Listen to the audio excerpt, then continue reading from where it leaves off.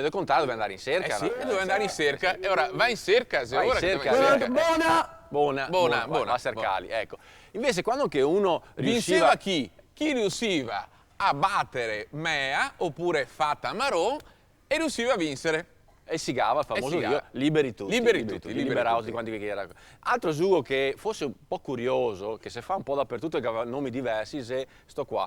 Davanti io c'avevo Pindo, come avuto però anche se altri nomi, che se Leppa, che se Bindecche, Scianco. Ma cosa sei il Pindo? Il Pindo è un gioco che si faceva in maniera molto semplice ed era costituito da due attrezzi. Uno era la famosa massa e Pindo. E questo qua è il Pindo, che è un tocchettino di legno codoponte. Il gioco consisteva a mettere il tocchettino di legno qua per terra e farlo saltare battendo su una dei due ponte.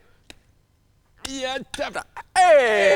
riusciva. Una vita adesso che si riusciva. E era la versione povera del baseball in poche parole. Cricket. Un altro gioco che si faceva, che piaceva soprattutto alle tose, era il Scion. Sì, perché tu non doveva mai giocare a scondino e aveva paura. Cucco niente. Si giocava a Scion, che si chiama anche Campanon.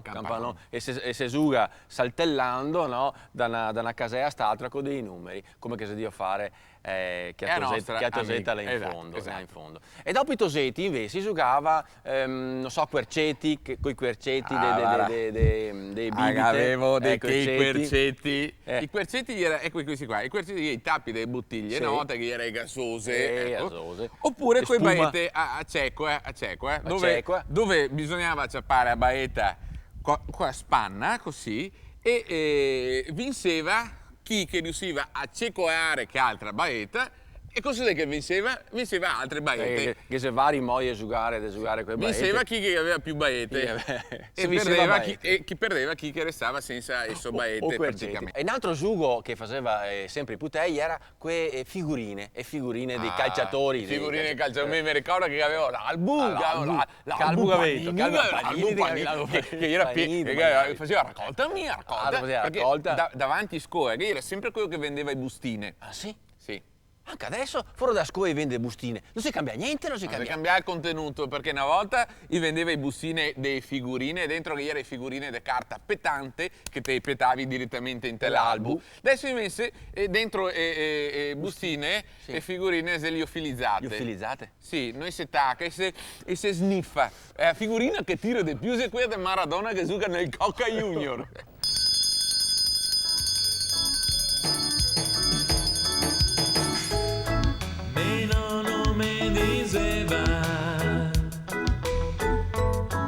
Te vuoi sta bicicletta? Adesso te tocca pedalare.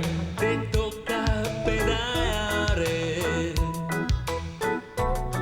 Lontano dai cotto e detto mare. Vediamo se siamo buoni di finire finalmente sto corso del vento. Adesso chi si gas de Renà, chi ne ha fatto aio e oio, chissà chi si sia calmato un attimo e finimo naturalmente qua grammatica perché... E è il momento di parlare degli avverbi. Gli avverbi sono che parolette che si metta a rente petate a un aggettivo per specificarlo in modo più concreto, meglio, e rispondere alle domande ben precise. Quando, come, dove, quanto. E che ne sia anche qua di tutte quante le sorte, che ne sia verbi di tutti quanti i tipi, che sia quei de quantità per esempio, a mucci, a scaretà, a seceroerse, oppure una scianta, una fregoetta, una giossa, tanto, raquanto, tanto a sé, un smerdaro. Che smerdaro sarebbe l'unità di misura massima che avevamo qua altri nel Veneto. Adesso per via di quello che sarebbe anche l'euro smerdaro, ma lasciamo perdere, è così difficile. E dopo che sei gli avverbi de modo. Gli avverbi de modo. Come magnito? Magno. Come magnito? Impressa. Impressa? Adesso fegon. Questo qua è un avverbio de modo. Oppure che se quei de tempo. Quando sei che ti viene giustarmi scaldabagno? Domani. Sì, domani. Tutti i giorni se domani. Sia mesi. Ma quanti sei, scusa un attimo, sti avverbi? Va ragione infinita. Ti per ritrovarli tutti, bisogna che te andassi dentro una questura, no? E sentire un interrogatorio. Dove eravate la notte del 1° aprile? cosa facevate, quante ne facevate, con chi, in che maniera.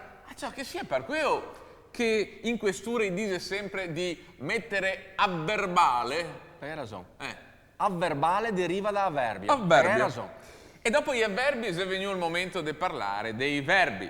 I verbi. I verbi indicalazione. Indicalazione è il modo di essere di una persona, una bestia oppure una roba. Ecco, memorosa se pestifera.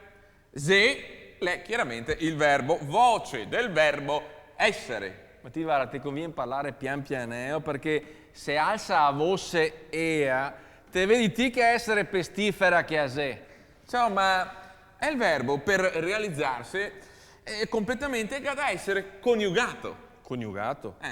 Che non si usa più coniugato adesso. Ah no? Adesso che sei a convivenza, se convive non si coniuga più. Non si coniuga più il verbo. Coniugato, ma ti devi scherzare, non sei più di moda, capisci? Cioè, comunque, la coniugazione per fortuna che ne è soltanto 3, fortunatamente. Are, mangiare, ere, bere, ire, dormire. Mi pare la famosa coniugazione del Micheasso. Mangiare, dormire e andare a spasso.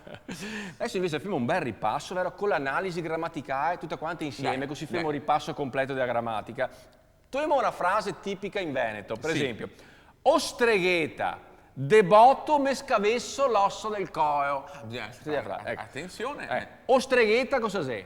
O stregheta, ne esclamazione. O stregheta. Debotto. Debotto, se avverbio de tempo, debotto. Debotto. Me se un pronome. Pronome. Scavesso. Voce del verbo scavessare. Quindi verbo.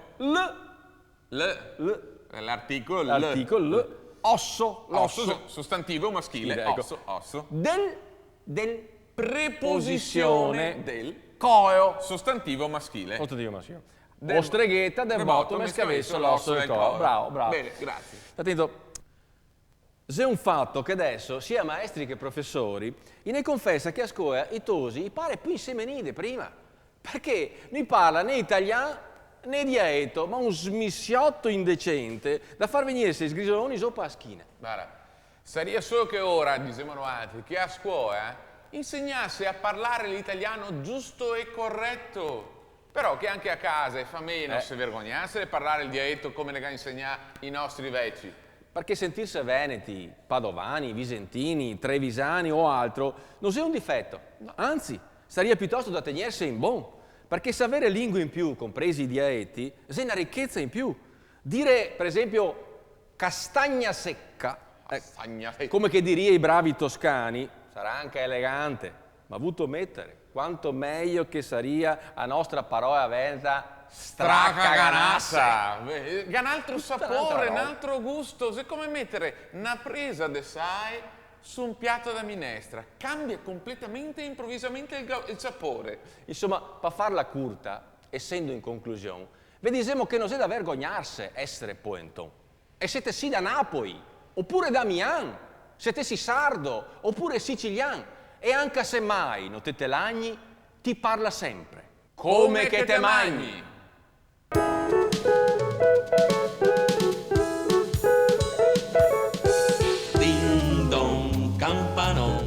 Le campane de Sant'Anton e suonava tanto forte e buttava su e forte se de piera volta carta se fa sera don campanon le campane de Sant'Anton e sera se va in letto volta carta che se gigetto se ciuccia il nero volta carta che se